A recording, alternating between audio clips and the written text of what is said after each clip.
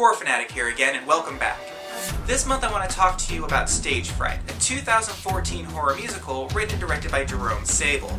Stage Fright takes the standard unknown slasher subtype and combines it with an operetta and a dash of black comedy.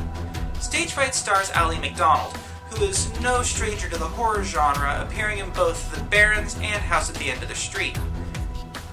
Stage Fright also stars Meatloaf, of 80s rock god fame, who is also no stranger to the genre.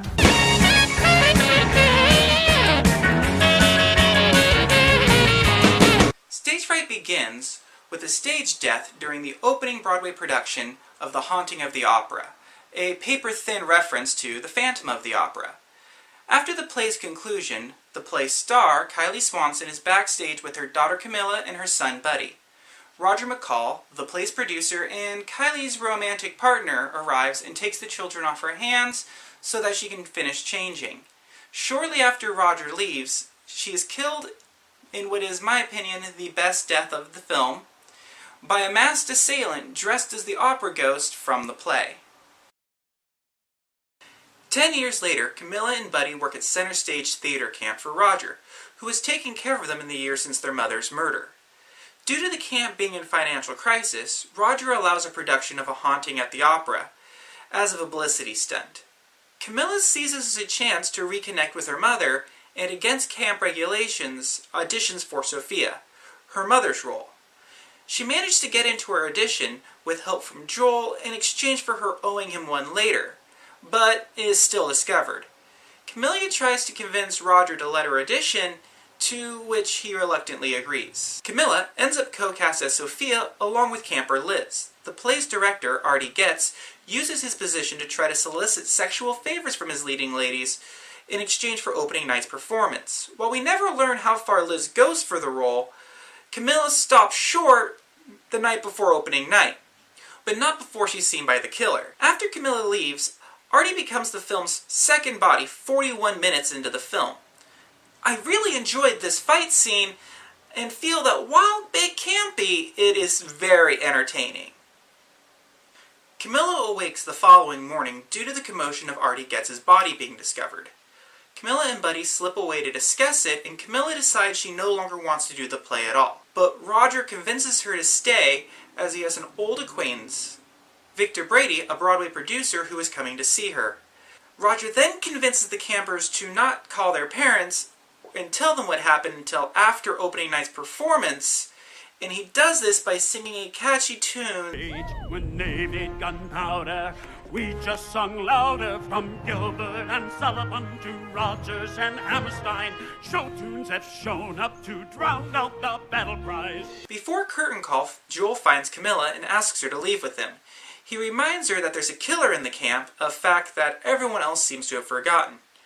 But after seeing Victor Brady in the audience and a chance for something more from life, refuses. The play itself is actually pretty awful, and you really feel for Victor Brady's character here, but on the other hand, that costume.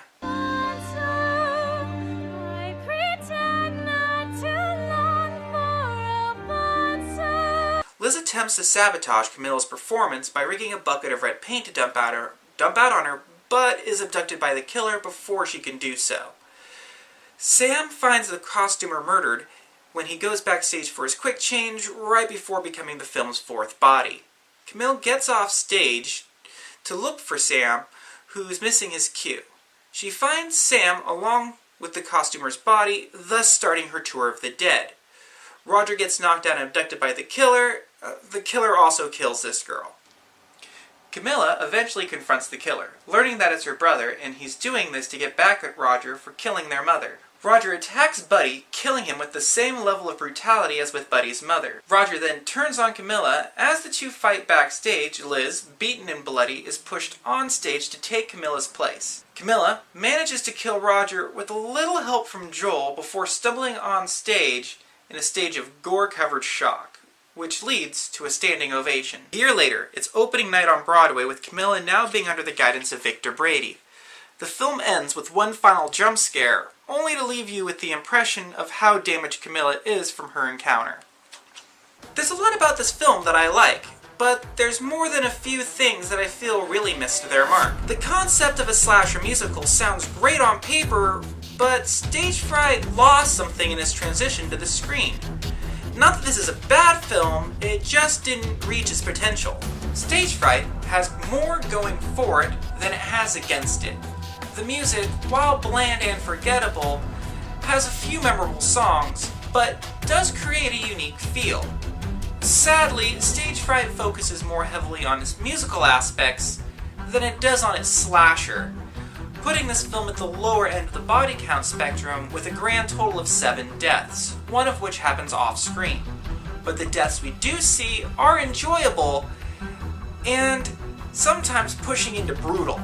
Meatloaf's performance is lackluster at best in my opinion, but this is due to me being a huge fan of Rocky Horror Picture Show and his Bat trilogy, with the first two involving Jim Steinman being among the best rock albums ever made. Unfortunately, that rock icon doesn't show up, and instead we get a much more muted performance than would be expected. Luckily, Meatloaf's lackluster performance is balanced out by the fantastic performance of Ally McDonald. It was McDonald who really stole this film for me, as I was largely unaware of her prior to seeing it. McDonald's performance as Camilla is the best part of the film, and once it hits the tipping point from musical to slasher, she really steps up her game as a final girl. In fact, her performance is so good, I could easily place her in my top 5 favorite final girls of all time. I enjoyed Stage Fright's use of the standard slasher tropes, and the numerous references to not only other slashers, but other horror films in general. These are just the ones I caught. I wouldn't be surprised if there were others I missed. Final thoughts.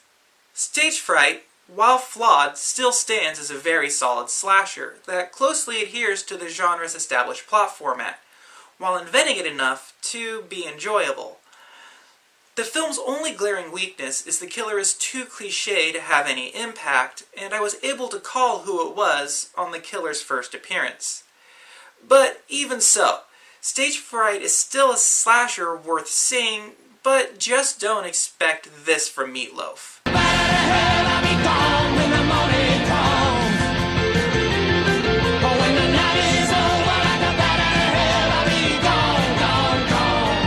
And accept it for the intelligent homage to the genre that it is.